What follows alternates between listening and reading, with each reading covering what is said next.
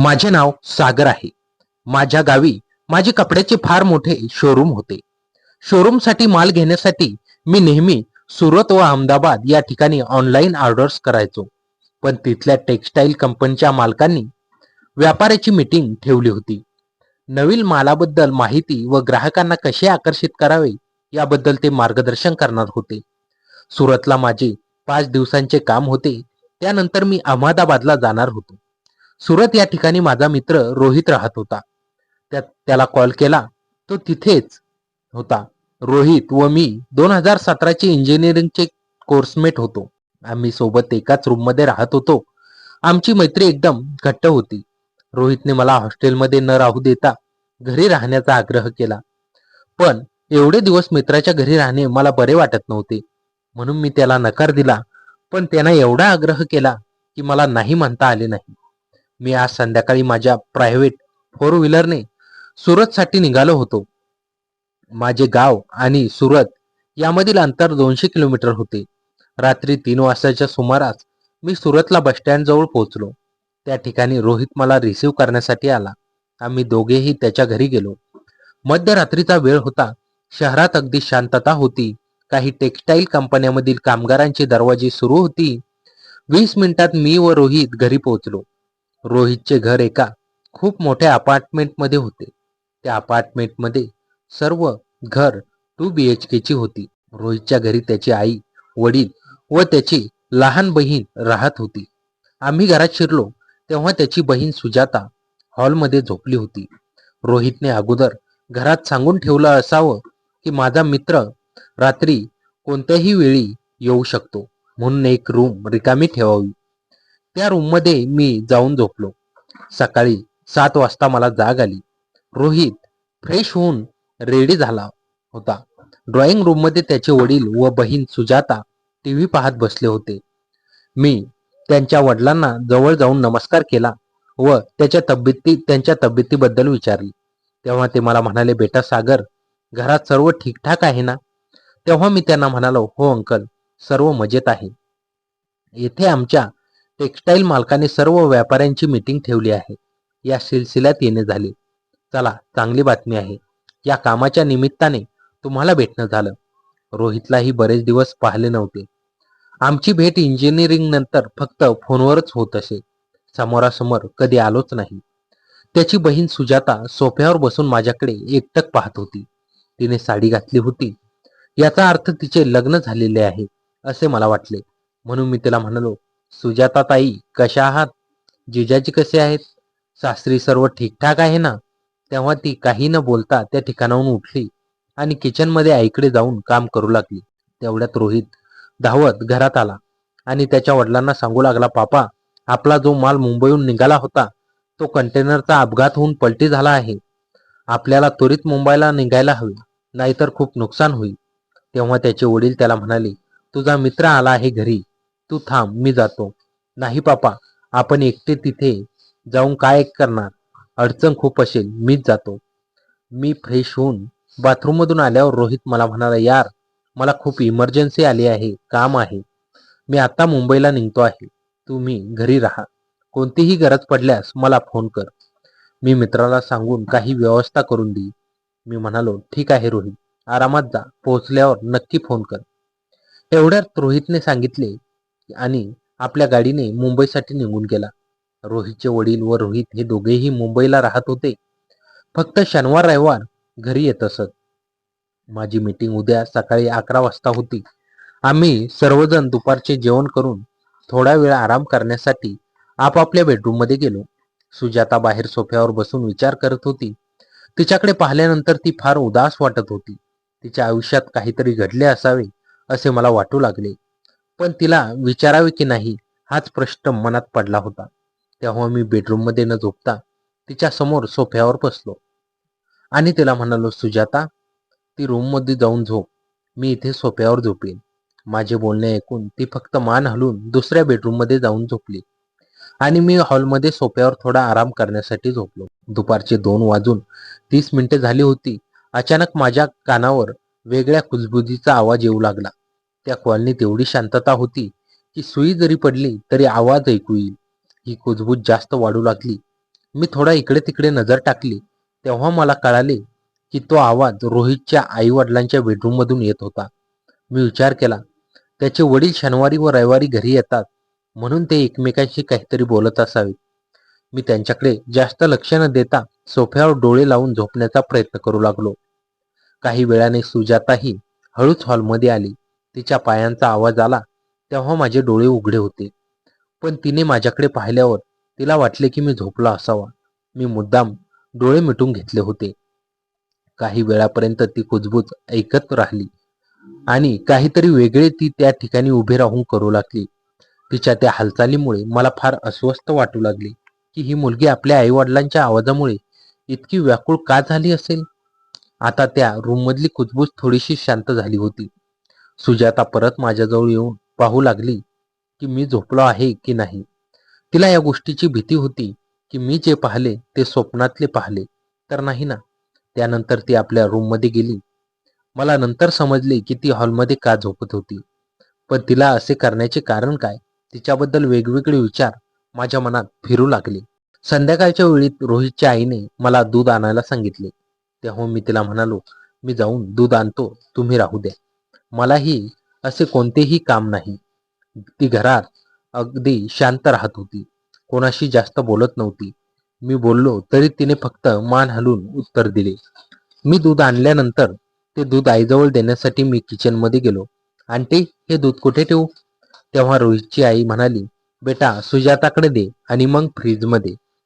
मी तिच्या हातात दुधाची पिवशी देताना माझ्या हाताचा स्पर्श तिच्या हाताला योगायोगाने झाला आणि तिचा श्वास इतक्या जोरात वाढला की मी त्या गोष्टीची कल्पना सुद्धा केली नव्हती. त्यानंतर तिने पटकन ती पिशवी माझ्याकडून घेतली आणि खाली मान टाकून फ्रीज उघडले. मी तिकडे अजूनही पाहत होतो की या मुलीचे वागणे इतके वेगळे का. नंतर आईने माझ्यासाठी व त्याच्या वडिलांसाठी चहा ठेवला. चहा पिल्यानंतर त्यांच्या वडिलांनी मला त्यांच्या एक्सपोर्ट इम्पोर्ट व्यापाराबद्दल माहिती दिली आणि ते कसा माल व काम करतात ते दाखवलं. त्यांच्या गोडाऊनमध्ये नेले. त्यांचा व्यापार भरपूर पसरलेला होता. पैसे भरपूर जमा केले होते. त्या दोघांनी रात्री 8 वाजता घरी परतल्यावर रोहितच्या आईने स्वयंपाक तयार करून ठेवला होता. तोंड हात धुवून जेवण केल्यानंतर आम्ही आपल्या गप्पांमध्ये काही वेळ रंगलो. त्या गप्पांमध्ये सुजाता एक शब्दही बोलत नव्हती. सुजाता दिसायला इतकी सुंदर व ब्युटिफुल होती की तिला पाहून तिच्याकडे पाहत राहावे असे वाटे. पण ती फोनवरही कोणाशी बोलत नव्हती.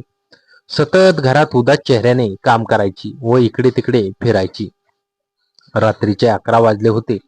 रोहितचे आई वडील ही त्यांच्या बेडरूम मध्ये जाऊन झोपले होते आणि सुजाता परत सोफ्यावर येऊन झोपली होती. मी तिच्या घरी पाहुणा म्हणून आलो होतो आणि मी बेडरूम मध्ये झोपावं हे मला बरं वाटत नव्हतं. म्हणून मी सुजाताजवळ जाऊन तिला म्हणालो, सुजाता, ती रूम जाऊन झोप त्यामध्ये, मी या सोफ्यावर झोपतो. तिने परत फक्त मान हलवून संमती दिली आणि ती आपल्या रूममध्ये जाऊन झोपली. आता रात्रीचा 1 वाजून गेला होता.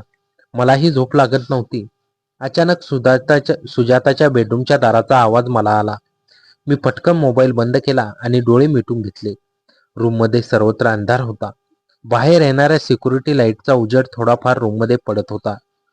सुजाता मला रूममधून बाहेर येताना दिसली. ती सरळ किचनमध्ये जाऊन पाणी पिऊ लागली.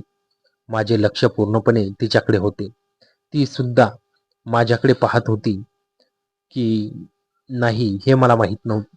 ती सुद्धा माझ्याकडे पाहत होती की नाही हे मला माहित नव्हते.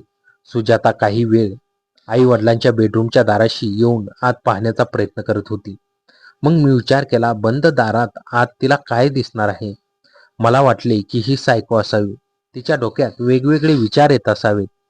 त्यानंतर ती आपल्या रूममध्ये जाऊन झोपली. मीही तिच्या विचारात झोपलो. मला लवकर जाग आली. रोहितचे आई वडील अजूनही झोपले होते. मी लवकर फ्रेश होण्यासाठी टॉवेल घेऊन बाथरूमच्या दिशेने जाऊ लागलो. दार उघडताच माझ्या पायाखालची जमीनच सरकली. समोर सुजाता उभी होती. ती अशा अवस्थेत होती की मी कधी कोणाची कल्पनाही केली नव्हती. मी फटकन त्या ठिकाणाहून निघून हॉलमध्ये सोफ्यावर बसलो. माझा अंग थरथरत होता. मला भीती वाटत होती की माझ्याकडून खूप मोठी चूक झाली. पण मला या गोष्टीची कल्पना नव्हती की सुजाता तयार होण्यासाठी बाथरूम मध्ये गेले आहे. काही वेळाने सुजाता बाहेर आली आणि सरळ बेडरूम मध्ये गेली. त्यानंतर मी फ्रेश होण्यासाठी आत गेलो. माझ्या डोक्यात अजूनही तिचे पाहिलेले दृश्य होते. मी जेव्हा साईडला टॉवेल टाकण्यासाठी हात वर केला तेव्हा मला परत ते दृश्य पाहून आश्चर्य वाटले. त्या ठिकाणी वेगवेगळ्या डिझाईनची सुजाताची ती कपडे टांगलेली होती. काही वेळ त्यांच्याकडे पाहून माझ्या मनात एक वेगळीच ऊर्जा तयार होऊ लागली. मी त्या कपड्यांकडे पाहून ब्रश करू लागलो. त्याचं आकर्षण मला जास्त वाटू लागलं. मी बाथरूम मधून बाहेर आल्यानंतर मला रोहितची आई समोरून येताना दिसली. मी त्यांना नमस्कार केला व सांगितलं, आंटी, आज माझा नाश्ता आणि खाणे मात्र करू नका, कारण आज मी मीटिंग मध्ये जात आहे. संध्याकाळीच परत येईन, जेवण करून येईन. तेव्हा ती आई म्हणाली, ठीक आहे बेटा, जाताना फोन करून जा. मी मीटिंग मध्ये आल्यानंतर माझ्या डोक्यात सुजाताबद्दल विचार सुरू झाले. संध्याकाळी रोहितचे वडील मुंबईला जाण्यासाठी निघाले होते. मी मीटिंग संपवून रात्री 9 वाजता घरी आलो तेव्हा पाहिले रोहितचे वडील गेले होते. म्हणून मी रोहितच्या आईला विचारले, आंटी, अंकल गेले आहेत का मुंबईला? त्यावर ती म्हणाली, बेटा, हो, गेले ते. संध्याकाळी 6 वाजता ते निघाले. बेटा, तू जेवण केलेस का? मी म्हणालो, आंटी, आत्ताच मीटिंग संपली, अजून जेवण केले नाही. ती म्हणाली, बेटा, आत्ता फ्रेश होऊन थोडा आराम कर, थकला असशील. रोहित म्हणाला, आज दिवसभर फार कंटाळा आला होता. बसून बसून शरीर अगदी जड झाले होते. मला झोप फार लागत होती. उद्या मीटिंगची वेळ सकाळी 11 वाजता होती. म्हणून मी सुजाता येण्याआधीच सोफ्यावर झोपलो. काही वेळाने सुजाता मला पाहण्यासाठी हॉलमध्ये आली. तिला दिसले की मी सोफ्यावर आधीच झोपलो आहे. ती त्या ठिकाणी न थांबता परत गेली. 1 वाजेच्या सुमारास रात्रीची बेल वाजली. मी अगदी गाढ झोपेत होतो. माझे डोळे उघडत नव्हते, पण बेलचा आवाज मला कानी पडला. अडबडू करून डोळे उघडून मी कसेबसे जागा झालो आणि समोरचे दृश्य पाहून मी स्तब्ध झालो.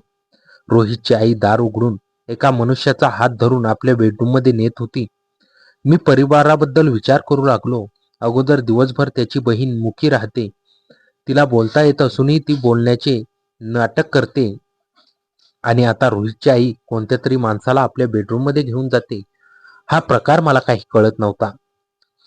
5-6 मिनिटांनंतर सुजाता तिच्या रूममधून बाहेर आली. रोहितच्या आईच्या बेडरूमची लाईट ऑन झाली होती. त्याचा उजेड दाराच्या फटीतून मला दिसत होता. सुजाता अगोदर किचनमध्ये जाऊन पाणी पिऊ लागली. त्यानंतर ती तिच्या आईच्या बेडरूमच्या दाराशी उभी राहून ते दृश्य पाहू लागली. ते दृश्य पाहिल्यानंतर तिच्या मनात एक वेगळीच ऊर्जा व तरंग निर्माण व्हायचा. तिला काहीतरी करायची इच्छा व्हायची, पण तिला ते होत नव्हतं. मला असे वाटत होते की ते करण्यासाठी तिला कोणाची तरी गरज असावी. रात्रीचे 2 वाजले होते. सुजाता अजूनही त्या ठिकाणी उभी होती. माझ्या मनात उत्सुकता निर्माण झाली की सुजाता रोज रात्री येऊन या ठिकाणी असे काय पाहते. हळूच पावलांनी मी तिच्या मागे जाऊन उभा राहिलो. मी मनातल्या मनात म्हणालो की आपल्या मागे कोणीतरी उभे आहे. तेव्हा ती फार घाबरली. तिला मी दिसताच तिचं अंग थरथरू लागलं. तिला असं वाटू लागलं की मी तिच्या भावांना व वडिलांना तिने केलेलं कृत्य सांगेन. म्हणून ती त्या ठिकाणी रडू लागली. मी तिला समजून सांगण्याचा प्रयत्न करू लागलो. सुजाता, रडू नकोस. तू का रडतेस? मी फक्त हे पाहायला आलो होतो की तू या जागी का उभी आहेस. मी तुला काहीच बोललो नाही आणि तू रडतेस. तू मला सांगशील का, तू रोज रात्री येथे येऊन का उभी राहतेस? तुझ्यासारखी एवढी सुंदर आणि खूपसूरत मुलगी अशी घरात वेड्यासारखी का फिरते? मला काहीतरी विचित्र वाटते. तुझ्यासोबत काहीतरी घडले आहे का?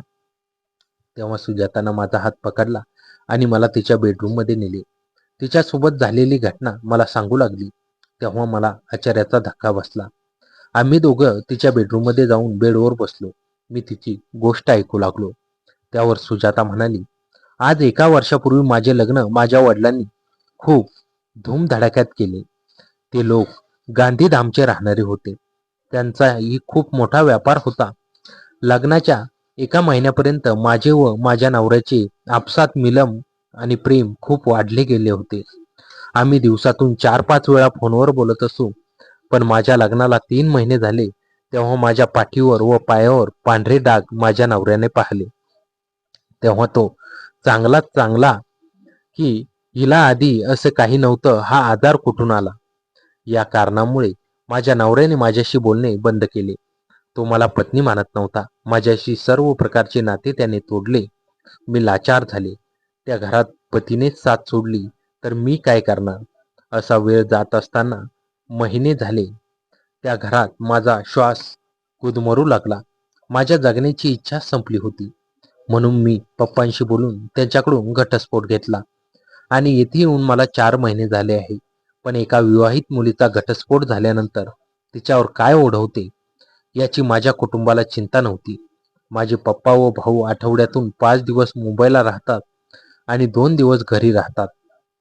जेव्हा पप्पा व भाऊ मुंबईला जातात तेव्हा एकदा आईने फोन करून कोणाला तरी घरी बोलावले. मला वाटले आपला कोणीतरी नातेवाईक असेल. काही वेळ दोघे सोफ्यावर बसून बोलत राहिले. मला झोप आली म्हणून मी झोपायला गेले.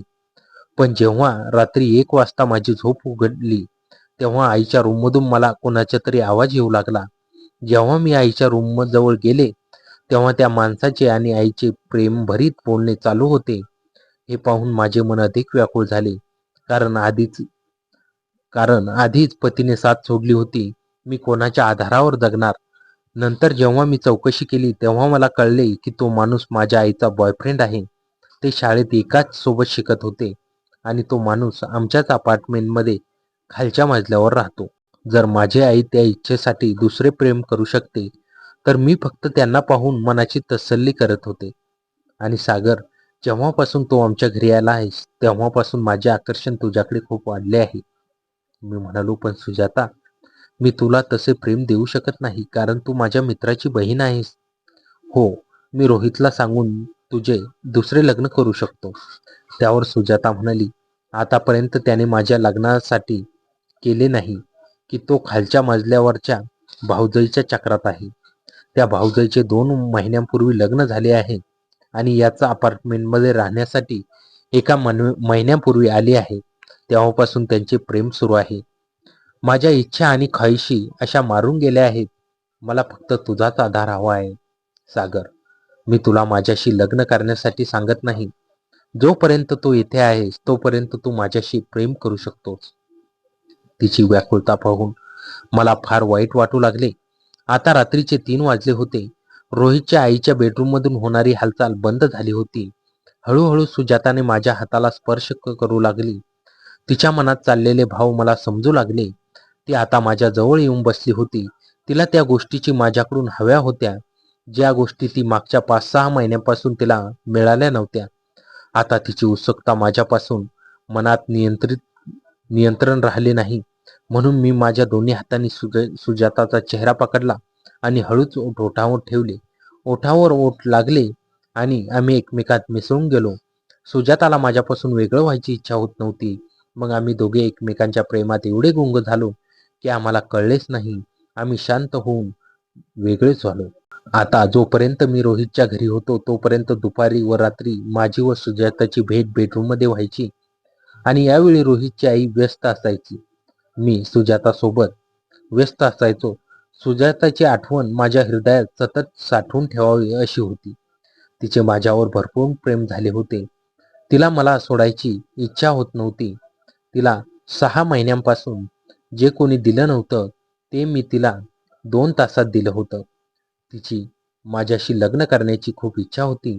मलाही सुजाता भरपूर आवडू लागली होती. माझ्या मनात तिच्याशी लग्न करण्याची इच्छा होती, पण तिच्या शरीरावर असलेले डाग माझ्या डोक्यात वावर करू लागले होते. मग मी सुजाताला मोठ्या स्किन डॉक्टरकडे दाखवले. त्या डागावर उपचार केले आणि डॉक्टरांनी विश्वास दिला की 1 महिन्याच्या आत हे डाग नाहीसे होतील. त्यानंतर आम्ही एकमेकांशी लग्न केले. आता आम्ही आमचा व्यवहारी जीवनात आनंदी जगत आहोत. अशा प्रकारे मित्राच्या घरी गेल्यानंतर मित्राच्या बहिणीशी मला लग्न करावे लागले. आमच्या लग्नाला आता 6 महिने झाले होते. सुजाताच्या त्वचेवरील डाग डॉक्टरांच्या उपचाराने पूर्णपणे नाहीसे झाले होते. तिचा आत्मविश्वास परत आला होता. ती आता पूर्वीपेक्षा अधिक खुली आणि हसरी झाली होती. माझे शोरूमचे व्यवसायातही ती मोलाची साथ देत होती. आमच्या लग्नाला रोहितची मानसिक तयारी मात्र सहजासहजी झाली नव्हती. त्याला आमच्या नात्याबद्दल कळल्यानंतर तो खूपच संतापला होता. तू माझा मित्र आहे आणि माझ्या बहिणीशी असं केलं? मला विश्वासच बसत नाही. असे म्हणत त्याने माझ्याशी बोलणे बंद केले होते. पण सुजाताने त्याला त्यावेळी वेळोवेळी समजून सांगितले. आमचे एकमेकावरचे प्रेम, तिच्या आयुष्यातील संघर्ष आणि तिच्या मनातील भावना याबद्दल तिने त्याला सविस्तर सांगितले. काही महिन्यांनी रोहितचा राग शांत झाला. एके दिवशी तो माझ्याकडे आला आणि म्हणाला, सागर, सुजाता जर तुझ्यामुळे सुखी असेल तर मलाही हरकत नाही, पण तिची कधीही फसवणूक केली नाहीस तर मी विसरू नकोस. आम्ही दोघांनी मिठी मारली. तेव्हापासून आमची मैत्री पूर्वस्त झाली. रोहितच्या आईबद्दल मात्र एक गोष्ट माझ्या मनात खूप खोलवर रुतली होती. तिचे त्या शेजारी माणसाचे असलेले नाते, तिचे वागणे. सुजाताला याची जाणीव होती. तिला ही गोष्ट कायम कुरतडत असे. लग्नानंतर सुरुवातीच्या काही काळात ती अधूनमधून बोलायची, आईच्या त्या चुकीमुळे मी आयुष्यभर दुखी राहायचे का. पण तिच्याकडे पाहताना मला कधी कधी खूप राग येतो. हळूहळू मी तिला समजावून सांगितले की आपण त्यांच्यापासून दूर राहणं योग्य आहे. आता आम्ही वेगवेगळ्या शहरात स्थायिक झालो आहोत. रोहितचे वडील अजूनही मुंबईत व्यवसाय करतात. त्यांच्याशी आमचे संबंध उत्तम आहेत. पण सुजाताच्या आईशी बोलताना ती अजूनही कधी कधी शांत होऊन जाते. एकदा मी तिला विचारलेच, सुजाता, आईबद्दल मनात राग आहे का? तेव्हा ती म्हणाली, राग नाही सागर, पण ती माझ्यासाठी आता फक्त आई आहे, आदर्श नाही. मला माझ्या मुलीला वेगळे संस्कार द्यायचे आहेत. तिचे ते बोलणे ऐकून मला तिच्या परिपक्वतेची जाणीव झाली. आमच्या लग्नाला आता 1 वर्ष झालं आहे. आम्ही एका छोट्या नवीन शहरात शोरूम सुरू केलं. सुजाता स्वतः डिझाईन शिकली आहे आणि ती आता शोरूमच्या महिला विभागाची सांभाळणी करते. ग्राहक तिच्यावर खूप प्रेम करतात. तिची उदासी हरवली आहे. तिच्या डोळ्यात आता वेगळी चमक आहे. आमची सुखाची सुरुवात मात्र ही अशीच सुरू आहे. मित्राच्या घरची ही सफर माझ्या आयुष्याची कायमची सोबत बनली. कधी कधी मला वाटते, जर त्या रात्री मी तिच्याशी तसे बोललो नसतो, तिच्याकडे दुर्लक्ष केलं असतं, तर कदाचित ती आयुष्यभर कोसळली असती. नशिबानेच मला त्या घरी पाठवलं होतं असे मला वाटते. रोहित आता माझा मित्र नाही तर माझा मेव्हणाही आहे. आम्ही तिघेही एकत्र वेळ घालवतो. सुजाता आता पूर्णपणे नव्या आयुष्यात रमली आहे. माझ्या शोरूमच्या व्यवसायातही तिच्या हातून चांगली भर पडत आहे. आता आम्ही एका नव्या सुरुवातीच्या उंबरठ्यावर आहोत. लवकरच आमच्या घरात नव्या पाहुण्याचं आगमन होणार आहे. सुजाताच्या डोळ्यातली चमक पाहून मला खूप समाधान वाटते. माझ्या आयुष्यातील हा निर्णय मी कधीच चुकीचा ठरवणार नाही. अशा प्रकारे सुरू झालेली ही गाथा आता नव्या वळणावर येऊन पोहोचली आहे. मित्राच्या घरी गेल्याने मला मित्र गमवावा लागला नाही. उलट एक चांगली जोडीदार, एक नवं कुटुंब आणि आयुष्यभराची साथ मिळाली. आमच्या आयुष्यात आता एक नवा पाहुणा आला होता. सुजाताने एका सुंदर मुलाला जन्म दिला होता. त्याचं नाव आम्ही ठेवलं आरव. आरवच्या जन्माने आमच्या घरात दुहेरी आनंद पसरला होता. रोहितने धावत येऊन बहिणीची पाहणी केली. सागर, तुझा मुलगा माझा भाचा आहे. त्याला मी अभिमानाने सर्वांना दाखवणार, तो म्हणाला. त्याच्या डोळ्यात पाणी आलं होतं. आरव जसा जसा मोठा होऊ लागला तसा सुजाता आईशी संबंध येण्याचा प्रसंग आला. एके दिवशी रोहितच्या आईने अचानक फोन केला. सुजाता, मला आरवला एकदा पाहायचं आहे, मी येऊ का? सुजाता काही वेळ गप्प राहिली. मी तिच्याकडे पाहिलं. तिने श्वास सोडला आणि म्हणाली, येऊन जा आई. ती आली तेव्हा मी सकाळी शोरूमला गेलो होतो. सुजातानेच तिला स्वागत केले. त्या दोघी संध्याकाळपर्यंत एकत्र होत्या. मी घरी आलो तेव्हा सुजाताचे डोळे लाल झाले होते, पण ती हसत होती. मी विचारले, काय झालं? ती म्हणाली, आईने मला खूप विचारलं. तिच्या डोळ्यात पश्चाताप होता. ती म्हणाली, माझ्या चुकीमुळे तुझं आयुष्य बिघडलं, मला माफ कर. मी तिला माफ केलं सागर, पण तिच्याशी आता पूर्वीसारखं जमणार नाही, एवढंच. त्यानंतर सुजाताच्या आईने दर महिन्याला एकदा तरी येऊन नातू पाहायचं जाणं सुरू केलं. तिचं वागणं आता बदललं होतं. तिने त्या शेजाऱ्याशी संबंध पूर्णपणे तोडले होते. रोहितच्या वडिलांनाही हे सर्व माहीत होतं. त्यांनी कधीही घटस्फोट घेतला नाही, पण दोघांमध्ये आता फक्त संसार उरला होता, सोबत नव्हती. आरव जेव्हा 2 वर्षाचा झाला तेव्हा मी आमच्या शोरूमचा विस्तार करण्याचा निर्णय घेतला. सुजाताने एका नवीन किड्सवेअर सेक्शन सुरू केला. तिला मुलांच्या कपड्यांची आवड होती. ती स्वतः डिझाईन करायची आणि शिवणकामासाठी स्थानिक महिलांना शिक्षण देऊन रोजगारही उपलब्ध करून द्यायची. हळूहळू तिची ही शाखा खूप लोकप्रिय झाली.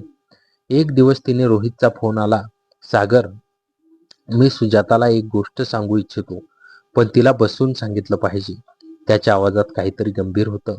आम्ही सुजाताला घेऊन रोहितकडे गेलो. तिथे त्याने सांगितले की त्याचे वडील व आई आता वेगळे राहण्याचा निर्णय घेत आहे. पप्पांनी मला सांगितलं की आईनं जे केलं ते त्यांना मान्य नव्हतं, पण आता वय झालं त्यामुळे घटस्फोट न घेता शांतपणे वेगळे राहणे पसंत केलं. सुजाता या बातमीने शांत झाली. नंतर ती म्हणाली, भैया, आईने चूक केली हे खरं, पण तिला एकटी सोडणं बरोबर नाही. आपण दोघांनी तिची काळजी घ्यायला हवी. रोहितने तिच्याकडे आश्चर्याने पाहिलं. मी पण पण सुजाताच्या चेहऱ्यावर प्रचंड परिपक्वता होती. तू मला शिकवलंस सागर, की माणसाच्या चुका त्या माणसापेक्षा मोठ्या नसतात. आईच्या चुका तिच्या आयुष्यातल्या संधी होत्या, पण तिला त्या माहीत नव्हत्या. आता तिला साथ हवी आहे. त्यानंतर आम्ही सुजाताच्या आईला आमच्या शहरात आणलं. तिला वेगवेगळी राहायला व्यवस्था केली, पण सुजाता दररोज तिला भेटायला जाऊ लागली. आरव आजीला खूप प्रेम करू लागला. सुजाताच्या आईनेही आता आपल्या मुलीच्या व्यवसायात मदत करायला सुरुवात केली. ती शिवणकामात हुशार होती, त्यामुळे तिने किड्स वेअर सेक्शनची मोलाची साथ दिली. आता आमच्या कुटुंबात शांतता होती. रोहितचे वडील मुंबईत व्यवसाय करत राहिले, पण ते आता वर्षातून 2दा सर्वांना भेटायला येऊ लागले. सुजाताने मला मनापासून सांगितले, सागर, तू माझ्या आयुष्यात आला नाहीस तर मी कायमची कोसळून गेले असते. तू मला फक्त प्रेमच दिलं नाहीस, तर माझ्या मनातील राग आणि दुःखावर मात करायला शिकवलंस. अशा प्रकारे आमची ही सफर सुरू राहिली. सुरुवातीला मित्राच्या घरी गेल्याने मिळालेली ही जोडीदार, मग मित्राच्या रागातून मिळालेली समज, नव्या व्यवसायातून मिळालेली स्थिरता आणि शेवटी कुटुंबातील जुन्या वादांवर मात करून मिळवलेली शांतता. या सर्व प्रवासात सुजाता माझ्या सोबतीने आणखीन मजबूत झाली. आता आरव 5 वर्षाचा झाला आहे. त्याच्या डोळ्यात तिच्यासारखी चमक आहे. सुजाता आता व्यावसायिक आहे. एक प्रेमळ आणि समजूतदार पत्नी म्हणून उभी आहे. आमच्या शोरूमच्या कर्मचाऱ्यांपासून ते ग्राहकांपर्यंत सर्वांना ती आवडते. कधीकधी रात्री मी माझ्या कुशीत डोकं ठेवून म्हणते, सागर, त्या रात्री तू माझ्या मागे येऊन उभा राहिला नाहीस तर मी काय केलं असतं. मी तिच्या केसात हात फिरवत म्हणतो, मग मी तर रोहितचा मित्र म्हणून राहिलो असतो आणि तू कोणाच्या तरी प्रेमात पडून दुसरं लग्न केलं असतंस. ती हसते, पण नशिबाने तुला माझ्यासाठी निवडलं. खरंच, नशिबानेच ती मीटिंग, तो प्रवास, ती रात्र, ती कुजबूज, तिची व्याकुळता, सगळं काही एकमेकांसाठी जुळून आलं. आज मी म्हणेन, आयुष्यातील कठीण क्षणही कधीकधी सुंदर सुरुवातीचे वळण ठरतात. आरव आता 7 वर्षाचा झाला होता. शाळेत तो हुशार होता, पण त्याच्या डोळ्यातली चमक आणि वेगळेपण सगळ्यांनाच आवडायचं. सुजाता त्याला म्हणायची, तू माझ्यासारखाच हट्टी आहेस. आरव हसून म्हणायचा, बाबा म्हणतात तुझ्यासारखंच सगळं करतो मी. आमच्या शोरूमच्या व्यवसायाला 10 वर्ष झाली होती. सुजाताच्या आरव किड्सवेअर या ब्रँडने चांगली ओळख निर्माण केली होती. तिने आता स्थानिक महिलांसाठी शिवण केंद्र सुरू केलं होतं. तिथे 40हून अधिक महिला काम करत होत्या. त्यांना रोजगार मिळाला होता. सुजाता केवळ व्यावसायिक नव्हती, तर ती अनेक स्त्रियांची प्रेरणा बनली होती. एक दिवस रोहितचा फोन आला. त्याच्या आवाजात खूप दम होता. सागर, पप्पांना हार्ट अटॅक आला आहे. मुंबईत लगेच ये. आम्ही सुजाता आणि आरवला घेऊन मुंबईला धावलो. रोहितचे वडील अंकल हॉस्पिटलच्या ICUमध्ये होते. रोहितची आई आधीच तिथे पोहोचली होती. तिला पाहून सुजाता थोडी थबकली, पण तिने तिचा हात घट्ट पकडला. आई, काळजी करू नकोस. डॉक्टरांनी सांगितलं आहे लवकर बरे होतील. अंकल पुरे बरे झाल्यावर त्यांना विश्रांतीची गरज होती. रोहित मुंबईत व्यवसाय सांभाळत होता, त्यामुळे अंकलना आमच्या शहरात हलवण्याचा निर्णय घेतला. सुजाताच्या आईनेही तिथे राहण्याची तयारी दाखवली. मी सुजाताला विचारले, दोघे एकाच छताखाली राहणार, तुला त्रास तर होणार नाही ना? ती म्हणाली, सागर, आता ते जुने दिवस नाहीत. आईने आपली चूक मान्य केली आहे. पप्पांनाही आता साथ हवी आहे. आपणच त्यांना सोबत द्यायला हवी. अंकल आमच्याकडे राहायला आले. सुजाताची आईही आली. ते दोघे वेगळ्या खोलीत राहत होते, पण हळूहळू त्यांच्यातील अंतर कमी होऊ लागले. अंकल आता व्यवसायातून निवृत्त झाले होते. त्यांना बागकामाची आवड होती. त्यांनी आमच्या घराच्या अंगणात छोटी बाग केली. सुजाताची आई त्यांना मदत करू लागली. एकदा मी सुजाताला म्हणालो, बघ, आपल्या घरात आता सर्वांचे प्रेम परत येत आहे. तिने डोळे पुसत म्हणाली, खूप दिवसांनी कुटुंब खरंच कुटुंब वाटू लागलंय. आरवला आजोबा आजींबरोबर खेळायला खूप आवडायचं. शाळेतून आल्यावर तो सरळ बागेत जायचा. अंकल त्या फुलांची नावे शिकवायचा. सुजाताची आई त्याला गोष्टी सांगायची. आरवने एकदा विचारले, आजी तू इतक्या उशिरा आमच्याकडे का आलीस? सुजाताची आई गप्प राहिली. सुजाताने आरवला उचलत म्हटले, आजीला प्रवास करायला आवडत नव्हतं, पण आता तुझ्यासाठी आली ना. आरव हसला. मग मीच म्हणतो ना, माझ्यासाठी सगळे येतात. रोहित आता महिन्यातून 2दा येऊ लागला. एकदा तो आला तेव्हा सुजाताच्या आईने सर्वांसाठी हातचे जेवण केले. जेवणाच्या वेळी अंकल म्हणाले, आज खूप दिवसांनी सगळे एकत्र जेवतोय. रोहितने माझ्याकडे पाहिलं. सागर तू आमच्या घरी आलास ना तेव्हापासून सगळं बदललं. सुजाता हसली. तो आला म्हणून नाही भैया, आपण सगळ्यांनी बदललो म्हणून सगळं बदललं. आमचा व्यवसाय विस्तारत होता. सुजाताने आरव ब्रँड अंतर्गत ऑनलाईन स्टोअर सुरू केलं. तिला डिजिटल मार्केटिंगची आवड निर्माण झाली होती. तिने अभ्यासक्रमही केला होता. आता ती केवळ शोरूमच नव्हे तर संपूर्ण राज्यभरात ऑनलाईन विक्री करू लागली. मी तिला म्हणालो, तू तर माझ्यापेक्षा पुढे निघालीस. ती हसली. तुझ्या पाठिंब्याशिवाय हे शक्य नव्हतं. एका संध्याकाळी आम्ही सर्वजण बागेत बसलो होतो. आरव झोका खात होता. अंकल चहा घेत होते. सुजाताची आई गप्पा मारत होती. सुजाता माझ्या खांद्यावर डोके ठेवून बसली होती. ती म्हणाली, सागर त्या दिवशी तू माझ्या पाठीमागे आलास तेव्हा मला वाटलं माझं आयुष्य संपलं. पण तू त्या रात्री माझ्याशी बोललास, पण माझं ऐकून घेतलंस. तेव्हापासून मला विश्वास आला की काहीतरी चांगलं होईल. मी तिच्या डोळ्यात पाहिलं. तिचे डोळे अजूनही तशाच प्रकारे चमकत होते, पण आता त्या चकमकीत उदासी नव्हती तर समाधान होते. मी म्हणालो, सुजाता तू माझ्या आयुष्यात आलीस तेव्हापासून मीही बदललो. आधी मी फक्त व्यवसाय करत होतो, आता मी कुटुंब जगतोय. आरव धावत आला. बाबा उद्या मला शाळेतून आल्यावर तू क्रिकेट शिकवशील ना? मी त्याला उचलले. हो बेटा, नक्की. सुजाताने आरवच्या गालावर हात फिरवला आणि मी तुला गोष्ट सांगेन. त्या संध्याकाळी आम्ही 5 जण, मी, सुजाता, आरव, अंकल आणि सुजाताची आई एकत्र हसत होतो. हेच तर खरं कुटुंब असतं, जिथे जुन्या चुकांचा ओझ्याशिवाय फक्त एकमेकांची साथ असते. आमच्या व्यवसायाच्या यशाने मला एका मोठ्या टेक्स्टाईल संमेलनात बोलावण्यात आलं. तिथे मला व्यवसायातील माझ्या प्रवासाबद्दल बोलायचं होतं. मी त्या व्यासपीठावर उभा राहिलो तेव्हा मी फक्त व्यावसायिकाबद्दल बोललो नाही, तर माझ्या जोडीदाराबद्दल, माझ्या कुटुंबाबद्दलही बोललो. माझ्या यशाचे श्रेय माझ्या पत्नीला जाते. तिने मला फक्त व्यवसायाचंच नव्हे तर माणूस म्हणून जगायला शिकवलं. असे म्हणताना माझा आवाज थोडा भरला. त्या संमेलनात सुरत आणि अहमदाबादचे अनेक व्यापारी आले होते. नंतर एक जण माझ्याकडे आला. तो म्हणाला, सागरजी मी तुमचा प्रवास ऐकला. तुम्ही ज्या मीटिंगसाठी सुरतला आला होता त्या मीटिंगचे नियोजन मीच केलं होतं. मी आश्चर्याने त्यांच्याकडे पाहिलं. तो हसला. त्या दिवशी तुम्ही आला नाहीत म्हणून मी नाराज होतो, पण आज कळले की तुम्हाला त्यापेक्षा मोठी मीटिंग मिळाली होती. आम्ही दोघेही हसलो. घरी परतल्यावर मी ही गोष्ट सुजाताला सांगितली. ती म्हणाली, बघ ती मीटिंग चुकली, पण त्यापेक्षा चांगली गोष्ट मिळाली ना. मी तिला मिठी मारली. हो, मला एक संपूर्ण आयुष्य मिळालं. आता आमच्या आयुष्यात स्थैर्य आलं होतं. रोहितने मुंबईत व्यवसाय सांभाळला. त्याचं लग्न झालं. त्याची पत्नीसुद्धा खूप समजूतदार होती. दोघेही आमच्याकडे अनेकदा यायचे. आरवला काका काकू खूप आवडायचे. सुजाताची आई आता पूर्णपणे बदलली होती. ती आमच्या शोरूममध्ये मदत करायची, आरवची काळजी घ्यायची. अंकलबरोबर ती शांतपणे राहत होती. दोघे एकमेकाशी आदराने वागत होते. सुजाताने एकदा मला सांगितलं, आईने मला माफी मागितली आणि ती खरोखरच बदलली. मला तिच्याकडे पाहून आता दुःख होत नाही, उलट आनंद होतो. आमच्या लग्नाला आता 11 वर्ष झाली होती. आम्ही एकमेकांसाठी आणि आमच्या कुटुंबासाठी जगत होतो. सुजाताने मला विचारलं, सागर कधी विचार करतोस की जर रात्र नसती तर? मी तिच्याकडे पाहिलं. विचार करतो, मग हे सगळं नसतं. तू नसतीस, आरव नसता, हे कुटुंब नसतं, मग तू विचारच सोडून देतो. ती हसली. तिच्या त्या हास्यात तिचे सारे दुःख विरघळून गेले होते. त्या रात्री मी तिच्या डोळ्यात पाहिलेलं तेव्हा मला कळलं, आपण ज्यांच्यावर प्रेम करतो त्यांना आपण नवीन सुरुवात देऊ शकतो. फक्त हात पुढे करायचा उशीर करू नये. हीच आमच्या प्रेमाची गाथा. सुरुवात झाली एका कुजबुजीपासून, एका प्रश्नापासून, तू रोज रात्री इथे का उभी राहतेस?